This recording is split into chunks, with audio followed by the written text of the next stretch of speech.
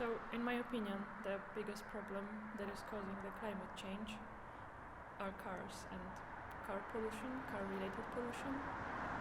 And the best option would be to replace all the cars with electric cars, but since it's impossible because most people can't afford it, we can take some smaller actions, like, for example, lowering the costs of tickets of public transportation, giving more days of free public transportation for people so they could use those instead of driving cars, and, for example, banning the city centers from the cars' access. I don't really think of climate change because you can already see the effects.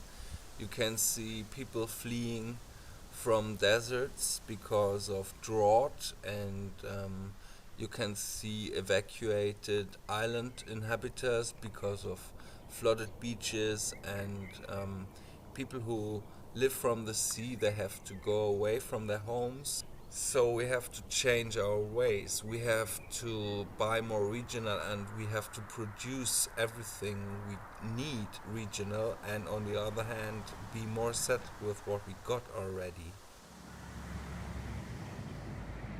I think that the main reason for climate change is that the rich people outsource the production process to third world countries. These people didn't have proper education, and thus not knowing they are causing harm to the planet.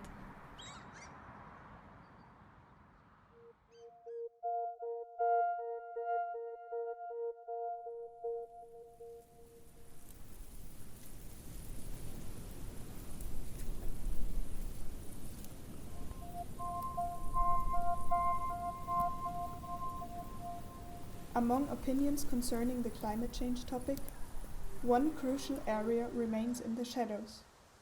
The livestock sector produces about 15% of global greenhouse gases, more than all cars, planes, trains and ships combined.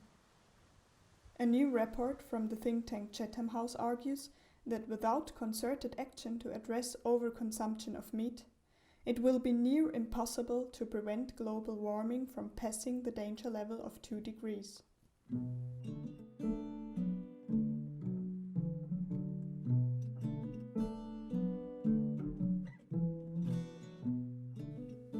Facilitated by the industrial meat production methods developed since World War II, global meat consumption and production has dramatically increased over the last decades. Although in some Western countries meat consumption has stabilized, the production of beef, poultry, pork and other meats has risen to nearly 40 kilograms per person, more than twice as much as was available in 1950. Globally, between 1961 and 2014, cattle meat production has more than doubled, pig meat has grown 4 to 5-fold, and poultry more than 12-fold. The entire consumption of meat has increased more than 600% since 1950, and this trend isn't expected to come to an end.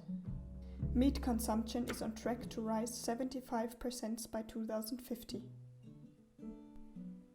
Two important driving forces are that, on the one hand, the world population is growing, and, on the other hand, there is a general correlation between wealth and diet. In Western food cultures and meals, meat still holds a central place. In fact, people in industrial nations eat 3 to 4 times as much meat as people living in developing countries. In Finland, meat consumption has increased ever since the 1950s and has now reached a yearly amount of more than 77 kilograms per person. Also in Finland, meat production is running at record levels. 2017, it was over 400 million kilograms of meat per year. As long as this trend goes on, the question that arises in more and more people's mind is, how long can it still go on? Over the last decades, it became pretty obvious that the worries about the trend are not just of an ethical nature. They directly touch issues related to humans' future, like health, which influences the quality of personal future, and, most important, handling the environment in a sustainable way to provide it for future generations. Growing meat demand, though, is responsible for environmental pressure such as pollution and unsustainable use of resources due to the inefficient conversion of plant protein to meat proteins. It accounts for between 15 and 18% of human-included greenhouse gas emissions. That's almost 1/5. On the other hand, huge amounts of rainforest, which is the most important storage of CO2, need to be cut down every year to cultivate feed crops like soy. Eating vegetables produces lower greenhouse gas emissions yet. For example, potatoes, rice, and broccoli produce approximately 3 to 5 times lower emissions than an equivalent mass of poultry and pork. The reason is simple. It's more efficient to grow a crop and eat it than to grow a crop, feed it to an animal until it reaches a slaughter weight, and then eat the animal. Even though the dilemma is quite clear and there are already a lot of ideas what need to be done, the world's governments still hesitate to act. BBC reported that commitments for reducing emissions from the livestock sector appear in only 21 of the 120 national plans submitted in advance of the Paris Climate Conference. Reducing meat consumption appears in none. The only reasonable arguments are fears for a consumer backlash. But how can everyone of ourselves change? Waiting until the government acts doesn't seem like the best option. It is an issue that concerns all of us. Thus, everyone has the possibility to make a better change in his or her life.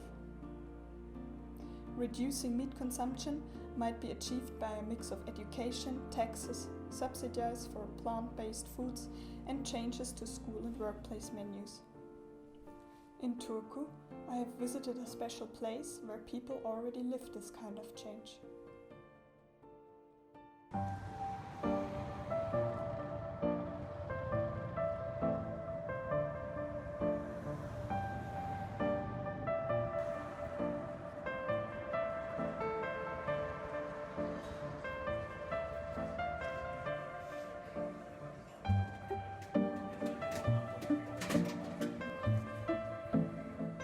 I didn't have that much idea about vegan food, but then after I started here, I learned more and more about vegan food, and for myself personally, before here, I had this idea that we shouldn't, if we are growing in the future, we don't want to hurt and harm anything unnecessarily. Okay, this is not about money anymore, so that's why the business side is supporting all the events. It's a place based on sharing and developing things together for a better future.